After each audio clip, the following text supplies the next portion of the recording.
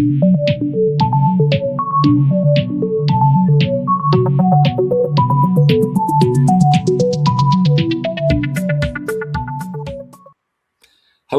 I am Eddie O'Sullivan, and this is This Week in the Second World War.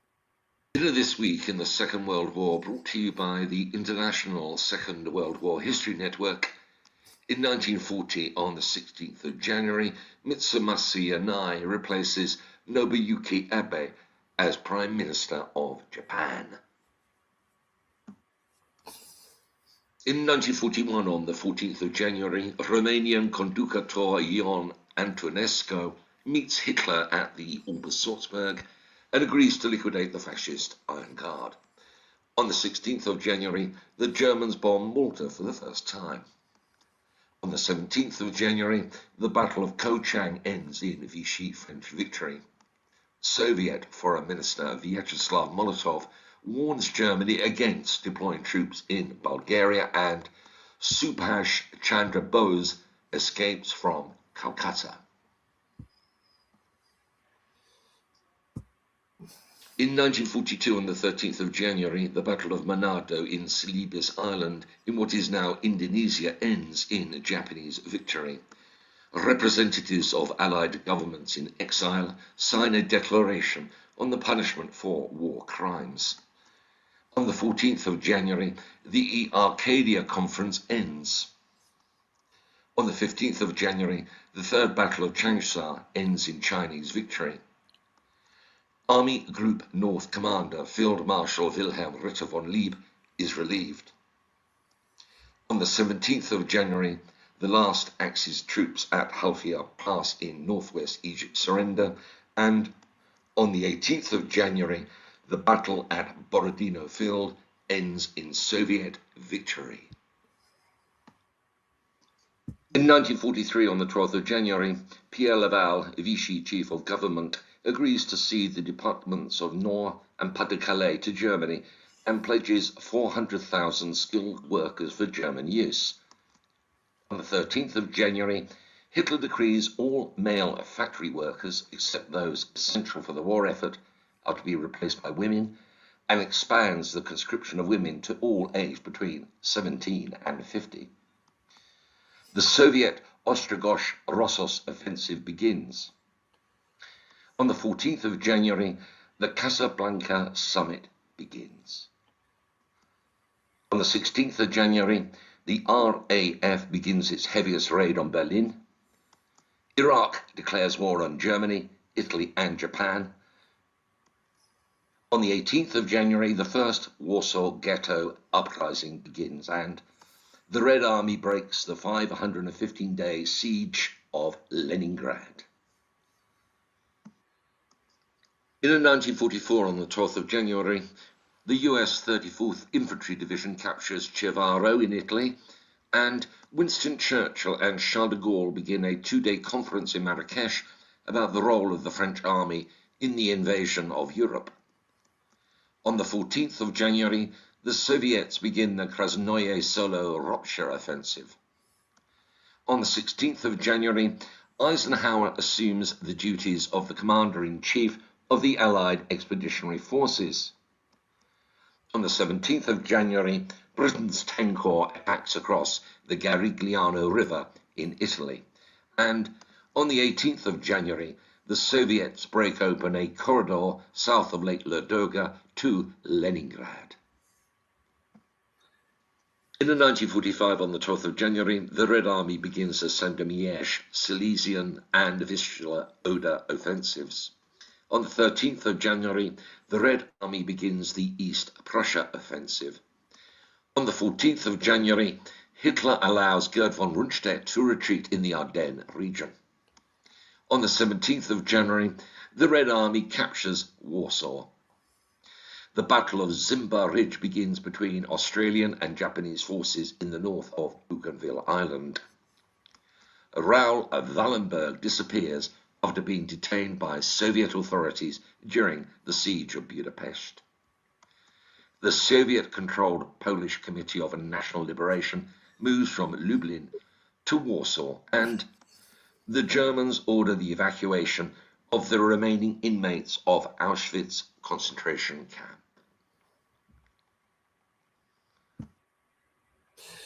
Well, there you are. We've gone through basically the second week of January in all the years of the war, 1940 to 45. And as you can see, in 1945, the war is reaching a real peak of intensity, with offensives being launched in the east, and the Battle of the Bulge, or the Battle of the Ardennes, basically coming to a close. So we are at the final lap for the Second World War in 1945. Now I'm going to be joined by my co-host, Dr. Joe Quinn. Hello, Eddie. Yeah, hello, Joe. So, okay, how you doing? Nasty wet day in London, isn't it? Well, I'm in the north of England where the skies are clear. It's quite cold, though. And actually, just a little point of interest, there's an anniversary been marked not too far away from where I am now, the other side of, so I'm in Darlington. And on the other side of Darlington, there's a war memorial where a commemoration will be held this evening. I don't think I'll be able to attend it myself. The commemoration is in memory of a pilot named Pilot Officer William McMullen, who was on a training flight out of RAF Middleton St. George, which is the local RAF base here, and was active right throughout the Cold War. It actually had Vulcan bombers that were part of Britain's nuclear deterrent during the Cold War, carrying basically nuclear weapons. Anyway, in 1945, towards the end of the Second World War, Neville Lancaster was on a training flight.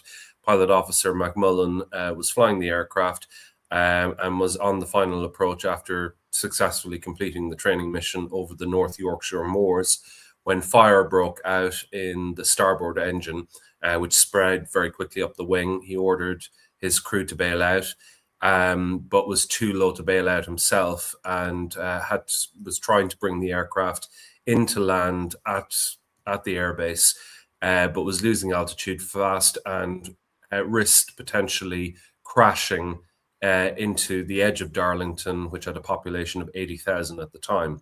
So he was on course basically to crash into the town, and steered the aircraft off the final approach towards the runway, towards a field basically where the aircraft crashed, and basically he was killed on impact. But in doing what he did, he avoided basically the aircraft crashing into busy suburban neighborhoods at the edge of Darlington, thus saving countless lives. And there's a memorial to him, which is now in the middle of a neighborhood, because obviously with urban sprawl, the town is spread.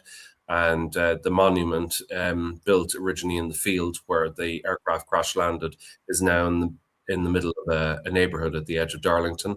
And he has been commemorated 81 years ago this week that very unfortunate and tragic event happened. So a little bit of local World War II history connected with anniversaries of this kind. It's always nice to sort of isolate in on the little events that affected ordinary lives. Now you're going to take on this because I cannot pretend that I know anything about these two guys.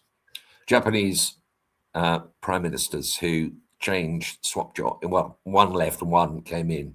So that is Yonai. He came in. He replaced Abe. Not very well known because they were subsequently replaced by Dojo, who's everybody knows about, but these two guys. So what do we know about these two Japanese prime ministers who one was replaced in January 1940 and the other one came in? So what do we know about them, Joe?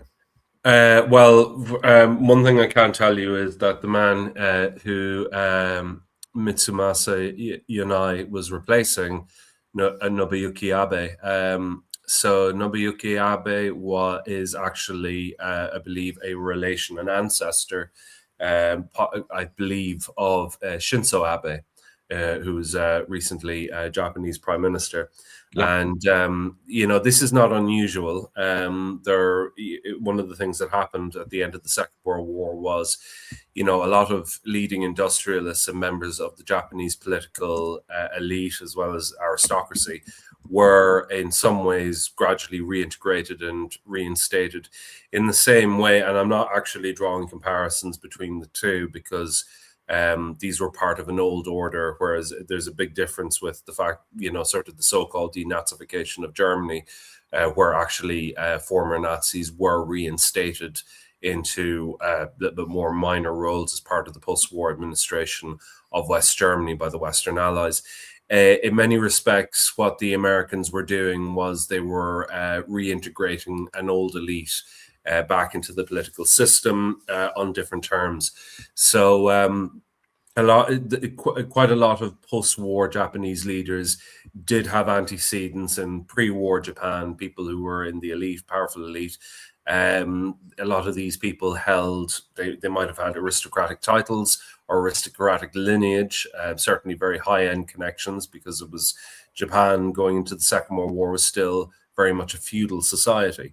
And they would have held rank within the military, kind of like ceremonial ranks. Sometimes they held actual ranks where they had actually served in the armed forces and had attained a particular position within the armed forces, and might have been the equivalent of colonels of certain regiments. I don't know a huge amount about Mitsumasa Yonai, except for the fact that he was very short-lived, quite obviously, because he would shortly be succeeded, I believe, by Konoe, who Konoe had actually been. He was like a Japanese foreign minister, and he was basically an envoy to Washington. And then shortly after that, you had basically the succession of Hideki Tojo.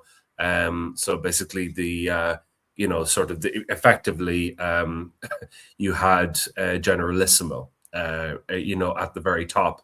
So you have essentially a failing group of what we might term civil servants or professional Japanese politicians who are trying to fight off, and I've had this discussion with you before, but they're trying to stave off the army. The army are the big threat to what we might call the equivalent of civil authority. It's not really civil authority because we are talking about a political elite, people who are well established, they're connected with the emperor.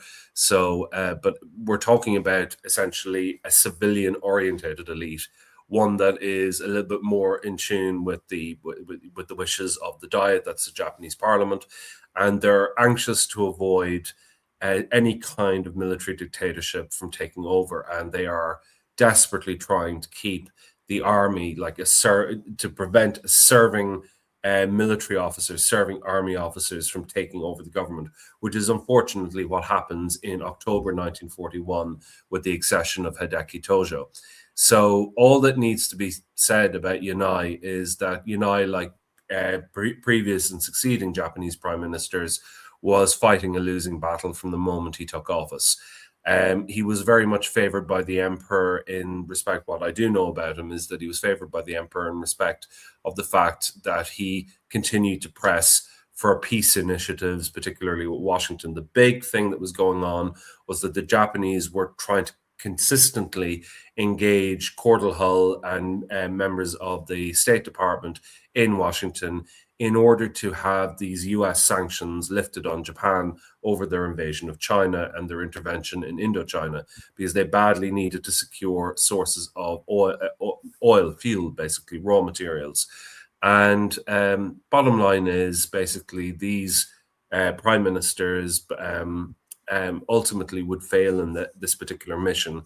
And, the radicals, what they were referred to by the Japanese elite, including in the hierarchy of the Navy, as the army hotheads. This is a term that's constantly bandied about within military and political circles about basically those who are opposing an army takeover, that the army hotheads basically are demanding this and demanding that and insisting on basically taking over the government.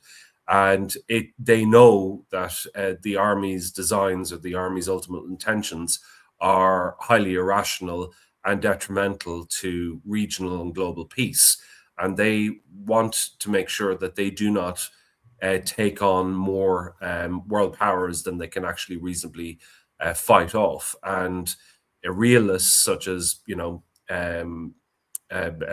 Yamamoto are saying that basically if we do decide to take on the United States as well as other, European powers that have colonies in the Far East, we have only a limited time frame in which to act before our resources start to run out and before they actually start deploying large navies and large land forces, which will keep us occupied. And bear in mind, we're still engaged in China and we haven't won that war yet, nor does there seem to be any end in sight.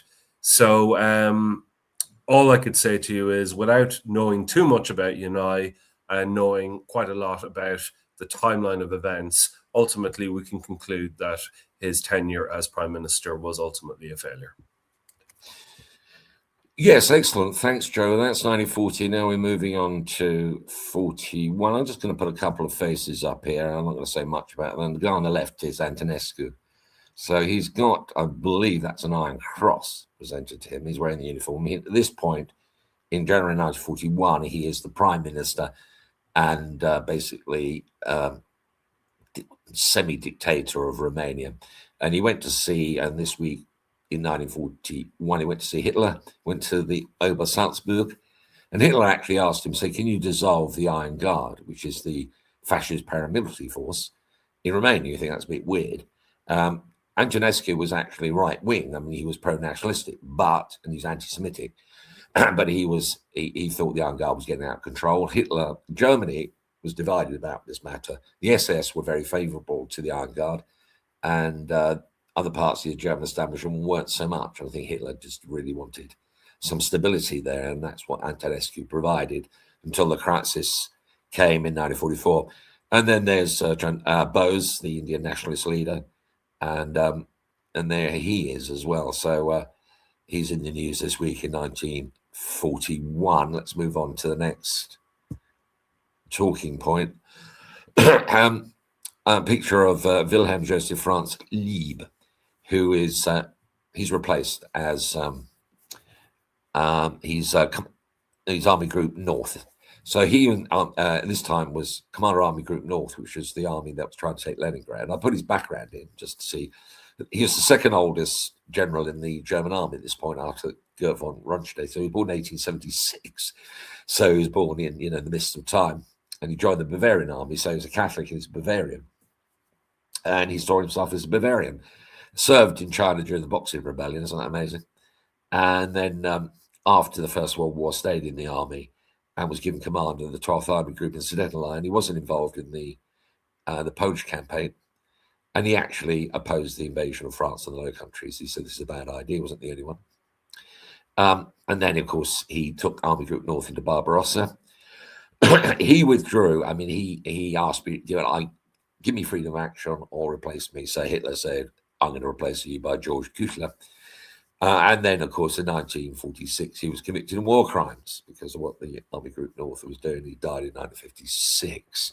So he kind of fits the bill, doesn't he? Of a rather, this is what you would imagine a German field marshal would look like. Anyway, I put this map up to show you exactly what Roosevelt did to get there.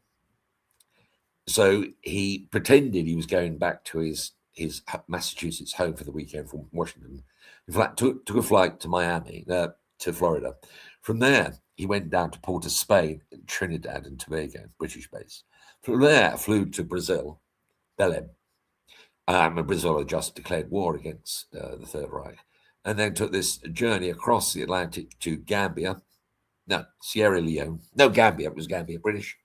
And from there, got to Casablanca, and he arrived there in the evening of the 14th, and that's a huge journey. It was the longest journey I think any American president's ever taken on official duties, and he was the first. I think he was the first president to actually fly an official to take a flight on an international journey. And this is a 60-year-old man who was still dealing with the artifacts of polio, so he couldn't walk.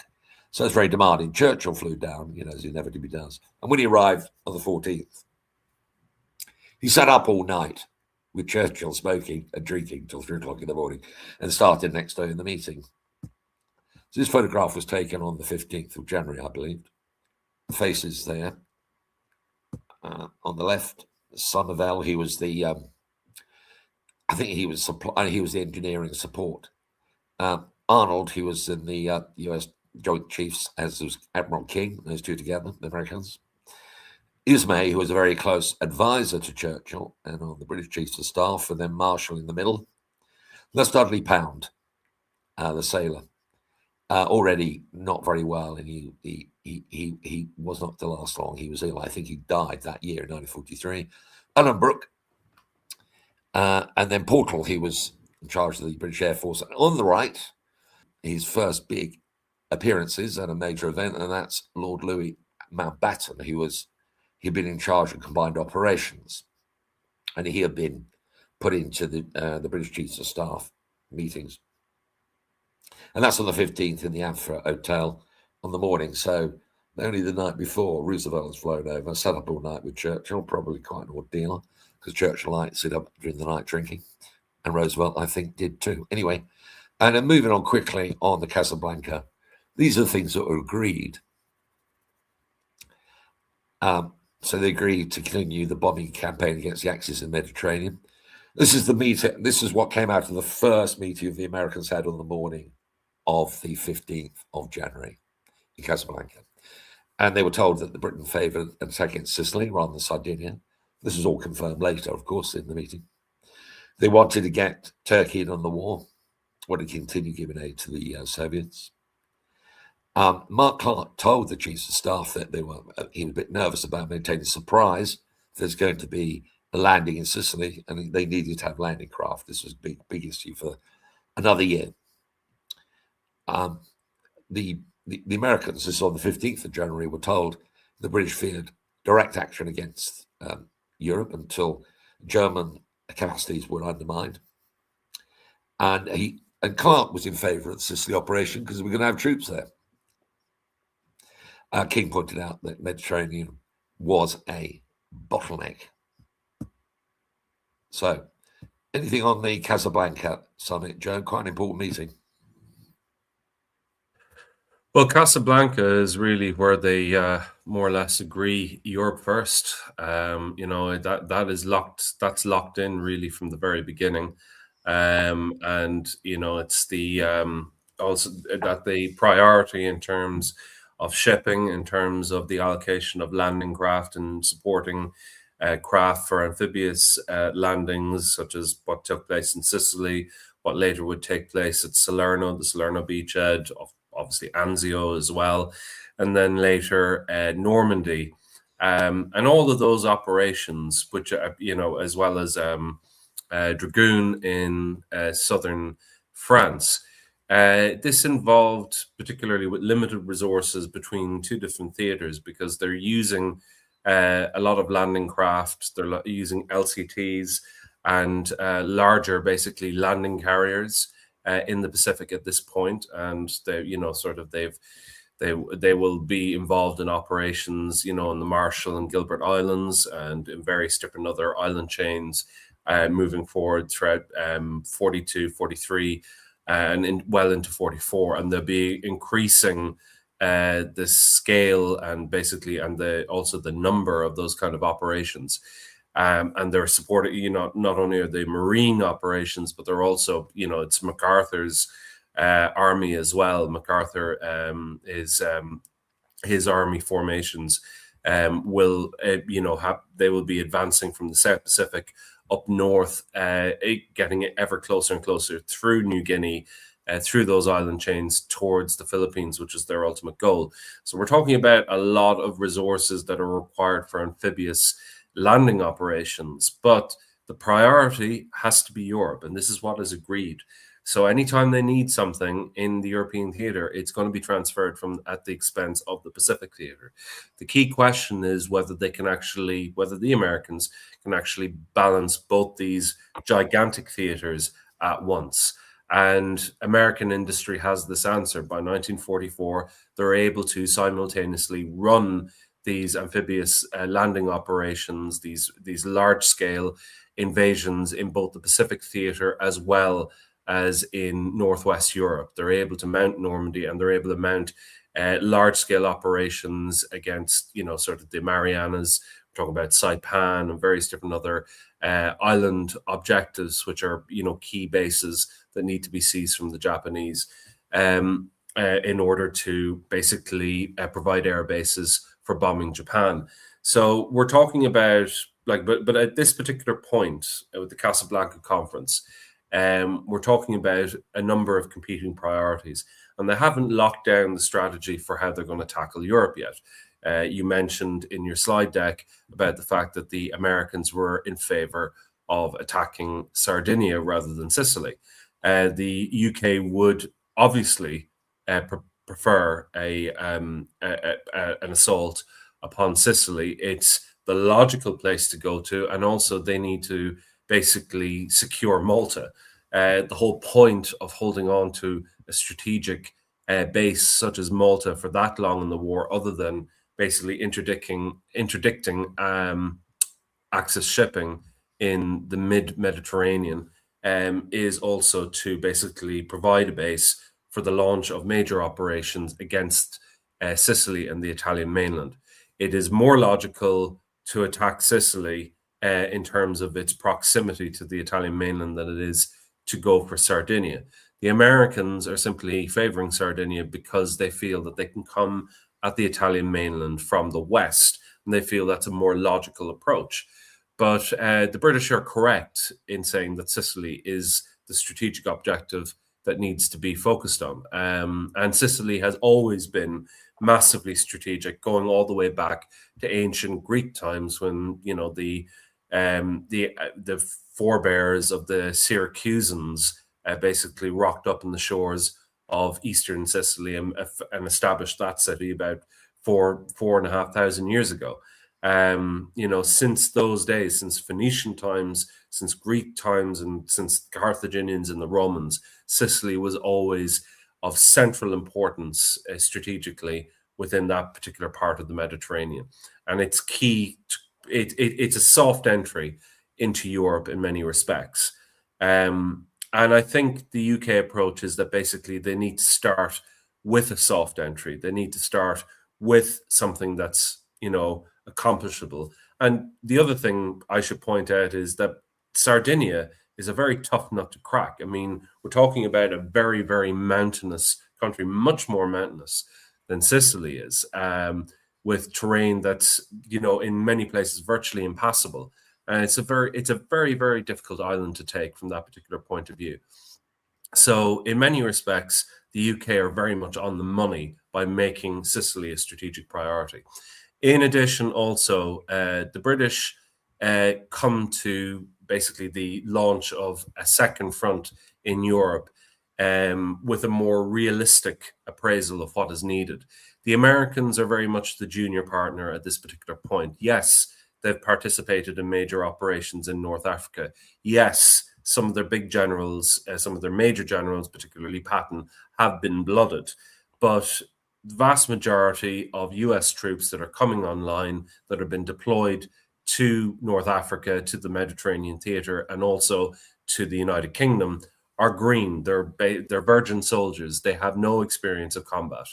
And there is a recognition that they need to actually get more and more US troops circulated into the Mediterranean theater in order to give them combat experience, so that, and they have an objective, if at least 20% of the American expeditionary force that is going to be used in the invasion of France, which will later happen in Normandy, which they're already planning at this point. They already know that they're going to go for Normandy by this particular point in 43. The maps are already being drawn up. So that site, that particular stretch of the coastline of northern France has already been chosen. It's already been earmarked as the place where the landings are going to take place. The target is basically 20% of the American Expeditionary Force to be used in that amphibious operation, to be veteran soldiers, to be in some way blooded, to have previous combat experience. And that is the major utility that the Sicilian and Italian campaigns are going to provide at this particular point. They're going to cycle some of these divisions out, including the US 3rd Division, the 1st Division, the Big Red One, and a few other units as well, a few other smaller units. And they're going to get these divisions as combat experience as they can. You also have the 82nd Airborne partaking in the landings in Sicily, albeit not terribly successfully. But the whole objective is to start getting these soldiers battle hardened. That is a significant objective, which is outlined in the Casablanca Conference. The British already have plenty of combat experienced troops that have served in North Africa. A great bulk of the British Army has served in North Africa, including the 51st Highland Division and the 7th Armoured Division, and these units will be deployed to Normandy as well. But probably the most critical objective that's outlined at the Casablanca Conference is getting the logistics lined up. They cannot mount a successful second front in Europe outside of Italy, in Northwest Europe. They cannot line that up until they have enough, and it's just one thing that they need ample supply, an ample amount of, and that's LCTs, not just aircraft, not just basically crippling the German economy with a 24-hour bombing offensive by day and by night, not just enough transport aircraft, whatever. The one thing that they identify has been absolutely critical, and Churchill is very much insistent upon this, is having a sufficient number of landing craft, and not just any landing craft, but specific landing craft that can carry vehicles, armored vehicles, tanks, and so on and so forth. These are absolutely crucial, and unless they have enough of them, they are not going to give the order to go. And Casablanca is also an important moment in terms of bringing, and this is my last point, bringing the political and military leadership of both these great coalition powers together. And just look at that fantastic lineup. You've got Roosevelt and Churchill, sort of in the foreground. Basically, you have this in this backdrop against, sort of this villa, on the western coast of Morocco. And, Churchill had, a couple of nights previous, had been with, I believe himself and Roosevelt were in the Mamounia Hotel in Marrakesh, enjoying a few cocktails. I think Joe, Roosevelt arrived the night before. This is the 15th. The Roosevelt 15th. Arrived on the 14th. Well, Churchill definitely around the time of the Casablanca Conference. That would be my mistake. He did spend some time in Marrakesh, and apparently... Yes, afterwards. They discussed this on the 15th. When the Americans sat down to work out their position, they said, Churchill's going to nip off to Marrakesh, where he's been before. Yes, okay. And they said, Roosevelt can't go. We can't protect him. It's too dangerous. Yes, okay. So I'm getting my timing muddled. I've been to the Mamounia in Marrakesh, where apparently Churchill had his brandy and cigars and enjoyed a particular type of cocktail. But I'm just, last point I would make is that it's just a wonderful opportunity to get these very high-ranking staffs together. And, I do believe that Mountbatten wasn't on his best behavior during that particular summit. But what do you mean by that? Well, no, I'm not talking about indiscretions. I'm talking about more to do with personality and ego. Showing off, Mountbatten behavior. Yeah, and you wouldn't expect any less. So the conference went on to the 24th. During the time they were there, Roosevelt actually went to see the Sultan of Morocco. So he was there doing other things as well. Anyway, let's move on to the next topic. I'm not going to take too long on this. On the 12th of January, so that is almost to the day, in 1944, this was the Fifth Army plan devised by Mark Clark. So we moved on a year from Casablanca, and they captured Sicily in a very efficient campaign, but had been slogging up towards Rome and not getting there, blocked at the winterline. The decision had been made by this point that the focus was going to be on the West Coast. So the Eighth Army is going to play a role on the West Coast, suspending the operations of the Adriatic coast. And Mark Clark has got this plan, 3 corps, French Corps, 2 Corps, which is American, and 10 Corps. And the whole plan is to smash their way through the winterline, get into the Liri Valley, and get up to Frosinone, where they would be in a brilliant position to link up with the Anzio expedition that would land on the 22nd of January. So it was a very, very neat plan. Smash through, get to Frosinone on the 20th, and then go on to link up with the 6th Corps, British and American troops landing in Anzio on the 22nd, and then get to Rome pretty damn quick. But as we know, that didn't happen. But this first series of attacks, the French were effective. The British were semi-effective. The 2nd Corps had a terrible time, as we'll find out next week when we move on to the attack across the Gari. This week in 1945, Red Army took Warsaw, and then the Soviet-backed government, which is in Lublin, was called the Lublin government, moved to Warsaw and then basically took over and established a communist regime in Poland, which lasted for another 45 years. So, Joe, you got some observations on this, I believe. What a lot of people didn't realize is that there was a Polish corps. Actually, they were described as a Polish army fighting within the wider Soviet military that entered Warsaw in 1945, in early January 1945.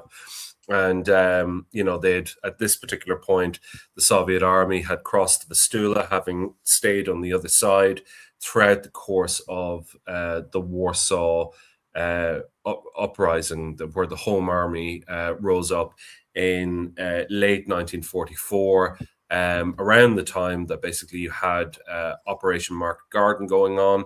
And, you know, you had Polish soldiers involved in that who were very keen and anxious to get over the Rhine in order to basically invade Germany, get the war over and done with, and get as far east as possible so they could get to Poland and get there before the Soviets did. And unfortunately, that was not to be. But Polish soldiers did lead the spearhead in terms of the capture of Warsaw. And there's a photograph of Polish soldiers marching through the ruins of the capital, flying the Polish patriotic colors. They're wearing, you know, they're carrying Soviet gear. They're wearing, but they're, you know, they're wearing the Polish kind of the typical kind of like almost tri-corner kepis that are typical of the Poles, but and you know, carrying Soviet submachine guns and wearing Soviet greatcoats. But the fact of the matter is, this is meant to symbolize, you know, the recapture of the Polish state by communist Poles that are fighting as allies of the Soviets. So this is very much part of the alternative plan that the Soviets have come up with for Poland's post-war future. And they very much want Poles to basically take the lead in terms of taking the city, so that, you know, the Polish citizens that are within the city, you know, see their own country people leading the Soviet liberation. So it's very much kind of like a, almost, you know, sort of in the very sick, perverse Stalinist Soviet way. It's their own kind of particular sort of hearts and minds campaign, really, to win over the Polish public. But one of the things that happens, it's actually something that slightly backfires in many particular respects, because the Polish soldiers and the Soviet soldiers that are with them, what they witness when they enter Warsaw and they're going through its shattered streets is basically utter devastation. I mean, Warsaw as a city has been almost completely destroyed in the aftermath of the ghetto uprising. Yeah, this is a very good photograph. Thank you very much. So there's two Soviet soldiers on the right and a Polish soldier on the left. Polish soldier there on the left carrying the Polish flag. And you see what's going on there. And there's a lot of photographs such as this that are sort of giving across this optics that basically the Poles and the Soviets are great allies. And these are Polish soldiers that were captured by the Soviets in Eastern Poland, that were not transferred over to British command in 1942-43, that were not fighting in General Ender's Polish II Corps in Italy. This was a Polish army corps, described, you know, designated an army within the wider Soviet military that is basically fighting within the Soviet army. But the fact of the matter is that when they go into this city, what they are finding is just basically there's very little there.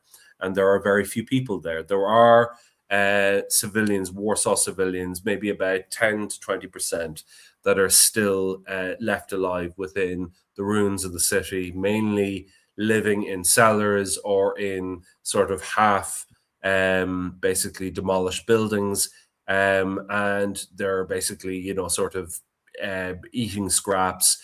They've got very little food. There are even Jewish survivors, people who've survived the Warsaw Ghetto uprising and or managed to remain hidden. people like Władysław Szpilman, who is the central character of the very famous 2002 movie The Pianist, starring Adrian Brody, that won an Oscar. It was one of, I think, a very famous British Polish director who was later, it was disgraced.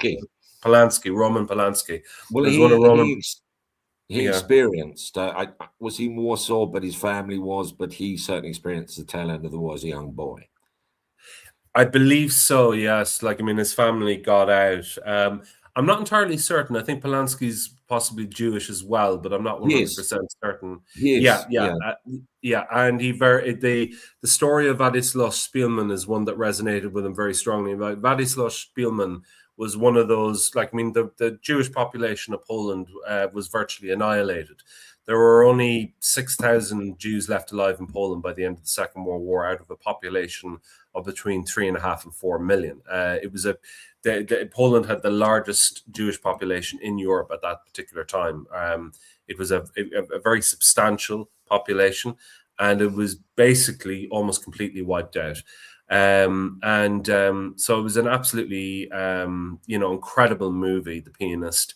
And Szpilman is notable for the fact that he remains in Poland, as well as being, sort of his Jewish identity, which was obviously important.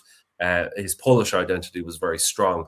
And in the film The Pianist, you see Szpilman been liberated by Polish soldiers who actually shoot at him when he emerges from the ruins of a building, because he's wearing a German greatcoat.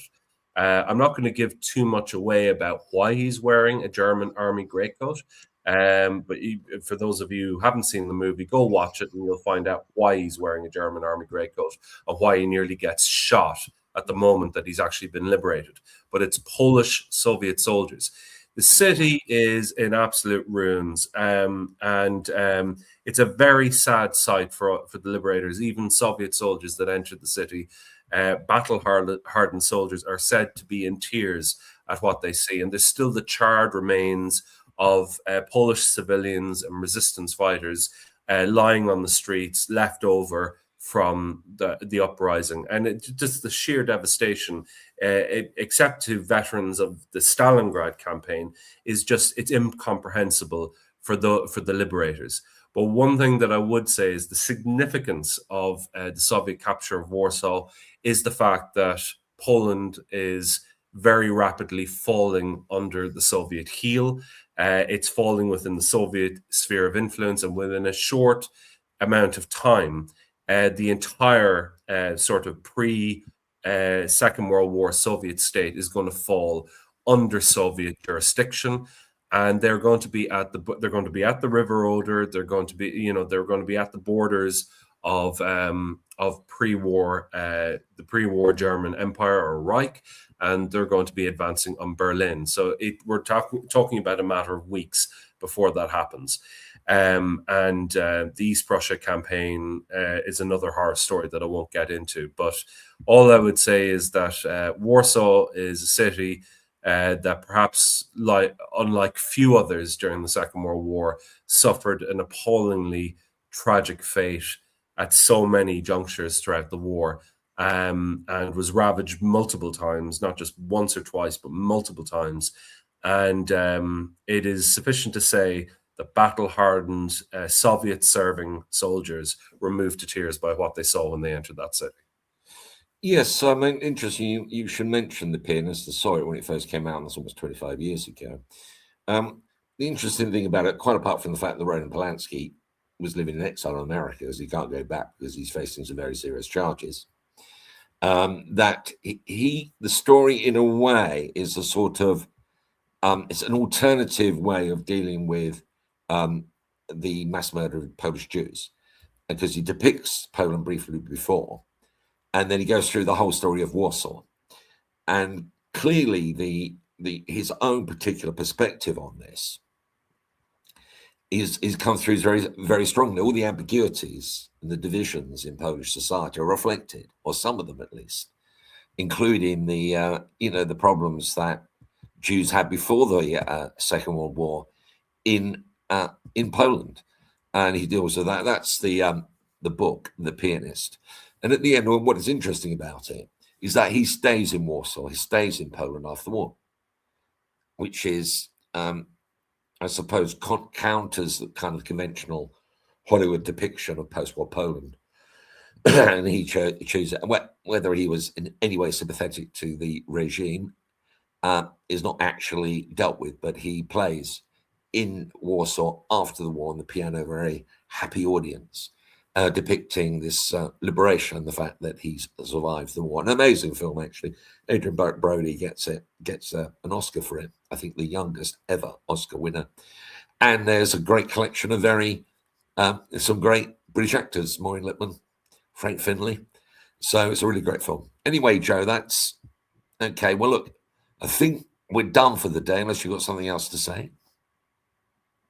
No, I think that's. I think it's best to keep this episode succinct. But what I would say is that we've got quite a lot of interesting speakers lined up for both the show and the conference coming up in May this year. And I was very excited talking to you about it prior to basically us going live on this episode. Going live, yes. I'm trying to get some more people on. Next week, I mean, obviously, from my point of view, I've got a strong interest in the Italian campaign. Yeah. Next week, the 20th is that takes you up to the Anzio landings on the 22nd. I keep getting my days wrong. And of course, the attempt by the 36th Division to get across the Gari River. So we'll be discussing that next week. So look, Joe, thank you very much indeed. Once again, for a great episode and talking us through the detail. I learned a lot from you talking about the Japanese situation. Not one of my strong points. It's not one of my strong points either. I'm kind of winging it when it comes to Japan. I must admit. I don't believe it, Joe. I don't believe it. So I think that's it. Joe, look, thanks very much. We'll be back. I'll see you in a minute. So I'm just going to close the show.